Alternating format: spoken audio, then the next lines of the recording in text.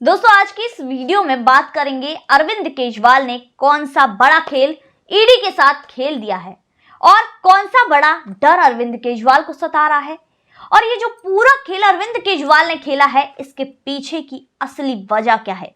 ये वीडियो आप पूरा देखेंगे तो आपको एक के बाद एक सारी चीजें समझ में आती जाएगी। साथ ही ये भी बात करेंगे कि इस खेल को मात देने के लिए अरविंद केजरीवाल के खिलाफ ईडी क्या कार्यवाही कर सकती है।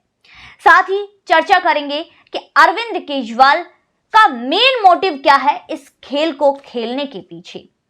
दोस्तों वीडियो शुरू करूं इससे पहले अगर चैनल को सब्सक्राइब नहीं किया है तो जल्दी से कर लीजिए।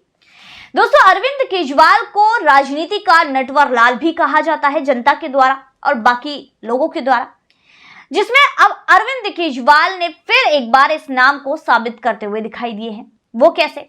दरअसल अरविंद केजरीवाल को ईडी का सम्मन आता है 30 अक्टूबर को, जिसके बाद अरविंद केजरीवाल सोचते हैं, विचार करते हैं, लगातार मीटिंग पर मीटिंग होती है, जिसके बाद अरविंद केजरीवाल एक बड़ी प्लानिंग को अंजाम देते हैं। वो प्लानिंग क्या है?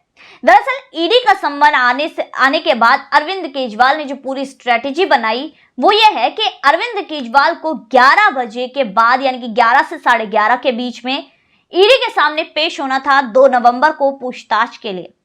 लेकिन अरविंद केजरीवाल इसी बीच एक खेल खेल देते हैं। इससे जस्ट पहले एक चिट्ठी ईडी को भेज देते हैं और ईडी पर ही उल्टे सवाल दाग देते हैं। आखिर क्या है वो सवाल और अरविंद केजरीवाल ने ऐसा क्यों किया कि ठीक पहले ही यानी कि 11 बजे उन्हें पेश होना था, 10 बजे उन्होंने चिट्ठी क्यों लिखी? सबसे पहले इस बात को जानिए। दरअसल अरविंद केजरीवाल को पता था कि 30 तारीख को सम्मन आया, अगर 31 को चिट्ठी भेजेंगे, 1 को भेजेंगे तो ईडी जवाब में उन्हें दोबारा सम्मन भेज सकती है। लेकिन अरविंद केजरीवाल ने दिन चुना उसी दिन का और ठीक 1 घंटे पहले उन्होंने ईडी को चिट्ठी भेज डाली। अब दोस्तों बात करते हैं कि इसमें क्या सवाल अरविंद केजरीवाल ने ईडी पर ही दाग दिए हैं। दरअसल अरविंद केजरीवाल ने इस चिट्ठी में सबसे पहले लिखा कि भैया ईडी वालों, आपने मुझे बताया नहीं कि मुझे गवाह के तौर पर बुलाया जा रहा है या फिर सस्पेक्ट के रूप में बुलाया जा रहा है। इसके अलावा दूसरा सवाल अरविंद केजरीवाल ने किया कि यहाँ पर जो सारी चीजें गई, ये जो सम्मन दिया गया है इसमें जो मेन मुद्दा है, किस लिए आप लोगों ने सम्मन मुझे भेजा है, ये नहीं बताया गया। तीसरा अरविंद केजरीवाल ने लिखा कि भाई आप मुझे सामान्य व्यक्ति के रूप में बुला रहे हो या फिर बुला रहे हो एक मुख्यमंत्री होने के नाते।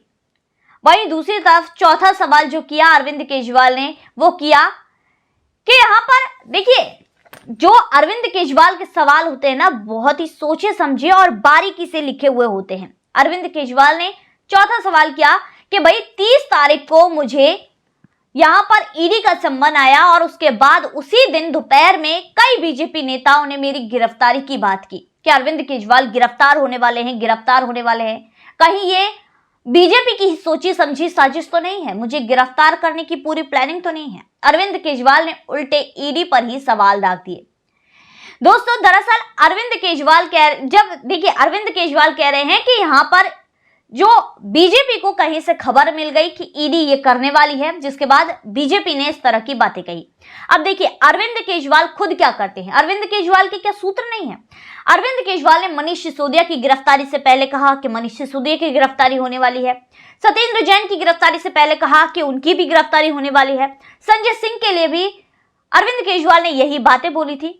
तो अरविंद केजरीवाल के सूत्र जो बताए सूत्र हैं, लेकिन और कोई अगर इस तरह के आरोप लगा दे तो वो कहते हैं कि भैया जो एजेंसियां हैं वो तो सरकार के साथ मिली हुई है, जो केंद्र सरकार है उसके साथ मिली हुई है। और पांचवी बात जो अरविंद केजरीवाल ने अपनी चिट्ठी में लिखी वो ये है कि अरविंद केजरीवाल ने कहा कि भैया देखो ईडी जी, मैं तो हूं आम आदमी पार्टी का कन्वीनर, तो मुझे तो है बहुत सारे काम, 5 राज्यों में चुनाव है, मुझे प्रचार करना है, प्रसार करना है, मुझे बहुत काम है। इसके बाद मैं तो जा रहा हूं अपने प्रचार प्रसार के लिए, आप अपना देखो, मैंने चिट्ठी लिख दी है। अरविंद केजरीवाल ने यही किया।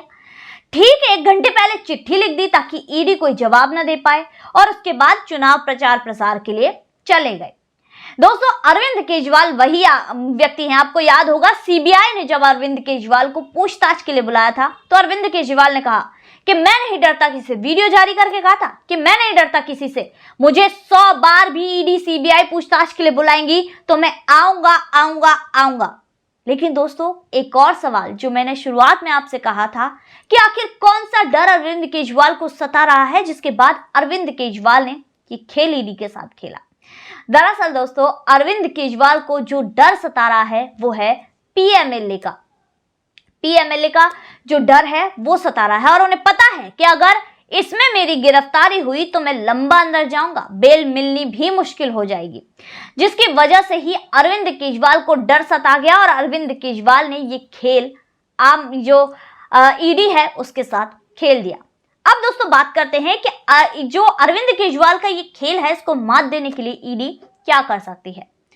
दरअसल देखिए अरविंद केजरीवाल के पास सम्मन एक बार आ चुका है और ईडी 3 बार तक सम्मन भेज सकती है, तो अरविंद केजरीवाल के खिलाफ ईडी 2 बार और सम्मन जारी कर सकती है। लेकिन अब आपके मन में सवाल होगा कि अगर तीसरी बार भी अरविंद केजरीवाल पेश नहीं हुए तो क्या होगा। तो दोस्तों यहां पर NBW नॉन बेलेबल जो है वारंट यहां पर कोर्ट के द्वारा ईडी जारी करवा सकती है, जिसमें अरविंद केजरीवाल को अरेस्ट करके लाया जाएगा और उसके बाद पूछताछ की जाएगी। ये ईडी इस तरह अरविंद केजरीवाल के इस खेल को मात दे सकती है। तो दोस्तों आप सोच रहे होंगे कि अरविंद केजरीवाल इतने जो है आसान व्यक्ति नहीं है, बहुत ही ज्यादा शातिर व्यक्ति है, तो अरविंद केजरीवाल ने इसके पीछे भी अरविंद केजरीवाल की बड़ी प्लानिंग होगी। जी हाँ दोस्तों, हो सकती है अरविंद केजरीवाल, देखिए अरविंद केजरीवाल की जो बड़ी प्लानिंग है ना दोस्तों वो ये है कि अरविंद केजरीवाल लगातार आरोप लगा रहे हैं कि देखिए प्रधानमंत्री नरेंद्र मोदी जी तो मुझसे डर गए। अब यहाँ पर अरविंद केजरीवाल के खिलाफ ईडी 2 बार और सम्मन जारी कर सकती है, जिसमें हो ये सकता है कि अरविंद केजरीवाल अगर 3 बार नहीं गए और अरेस्ट करके उनको लाया गया तो अरविंद केजरीवाल एक हवा बनाने की कोशिश करेंगे, विक्टिम कार्ड खेलने की कोशिश करेंगे कि देखिए मैं तो नरेंद्र मोदी जी के सामने नहीं झुका और मुझ पर इतनी ज्यादती की जा रही है, मैं ईडी के सामने पेश नहीं हुआ तो मुझे अरेस्ट ही कर लिया गया है। और ये पूरा विक्टिम कार्ड खेलने की अरविंद केजरीवाल कोशिश करेंगे।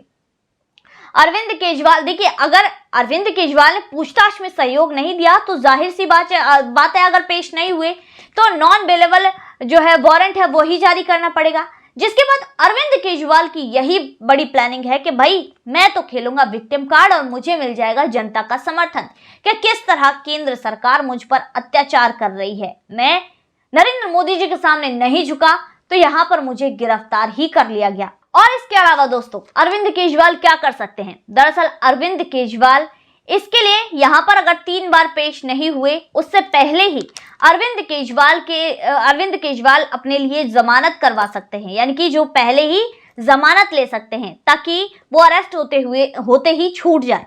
वहीं दूसरी तरफ सुप्रीम कोर्ट में भी इस जो ईडी का सम्मन है इसको चैलेंज कर सकते हैं। लेकिन दोस्तों यहाँ पर सवाल है अरविंद केजरीवाल सुप्रीम कोर्ट जाएंगे ऐसा मुझे नहीं लगता। वो क्यों? क्योंकि जिस तरह से एक स्ट्रॉन्ग केस के रूप में सुप्रीम कोर्ट में मनीष सिसोदिया का केस चल रहा है और हाल ही में जिस तरह से संजय सिंह के भी लगातार जो बातें निकल कर सामने आई है, और तीसरी बात आम आदमी पार्टी को भी आरोपी बनाने के लिए जिस तरह से इस पर सवाल खड़े किए सुप्रीम कोर्ट के द्वारा, उसके बाद मुझे नहीं लगता कि अरविंद केजरीवाल इस बात को चैलेंज करने के लिए सुप्रीम कोर्ट में जाएंगे, सम्मन को चैलेंज करने के लिए। वो करेंगे यही कि वो विक्टिम कार्ड खेलेंगे जनता के बीच में, जिससे कि जनता का समर्थन, जन समर्थन उन्हें मिल सके। क्योंकि मैंने कहा था कि अरविंद केजरीवाल बड़े ही शातिर व्यक्ति हैं, आम जनता उन्हें राजनीति का नटवर लाल भी कहकर बुलाती है।